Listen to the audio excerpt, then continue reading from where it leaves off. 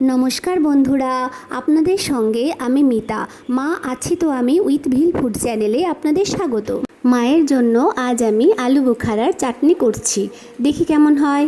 প্রথমে আলু বোখারাগুলোকে জল দিয়ে ধুয়ে ছোট ছোট টুকরো করে কেটে নেব।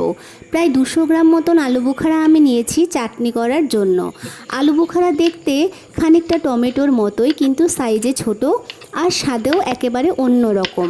এর মধ্যে একটা শক্ত বীজ আছে, বীজটাকে আমি ফেলে দেব না, আমি চাটনিতে ব্যবহার করব।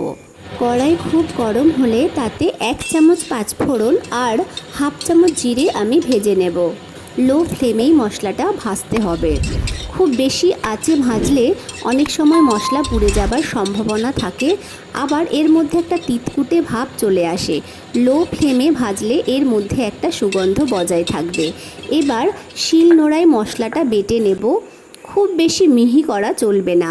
হাফ চামচ মতন সাদা তেল এখানে আমি নিয়েছি, 2টো তেজপাতা ফোড়ন দেবার জন্য। খুব বেশি তেলের প্রয়োজন নেই, তেজপাতাটা ভেজে এরকম তেলই আমি এখানে নিয়েছি। এবার আলু বোখারাগুলোকে এর মধ্যে দিয়ে ভালো করে নাড়াচাড়া করে দিয়ে দেব ভালোবেসে 1 চামচ লবণ। এবার নাড়াচাড়া করে খুব বেশি আঁচে আমি এটাকে ভাজবো না, মিডিয়াম ফ্লেমে এটাকে ভাজতে হবে। দিয়ে দেব হাফ চামচ হলুদ। এবার নাড়াচাড়া করে এর মধ্যে পরিমাণ মতো গরম জল আমি দিয়ে দেব। এবার এটাকে 10 মিনিট ঢাকনা দিয়ে ঢেকে রাখতে হবে।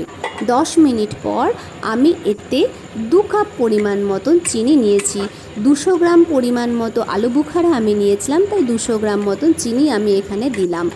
এই চাটনিটা একটু মিষ্টি মিষ্টি হলেই ভালো লাগবে। আলু বোখারা একটু টক হয়, তাই আমি এতে মিষ্টিটা বেশি দিয়েছি। এবার এতে ভাজা মশলাটা দিয়ে নাড়াচাড়া করে ঠান্ডা করে পরিবেশন। মা, আলু বোখারার চাটনিটা খেয়ে দেখো তো কেমন হয়েছে।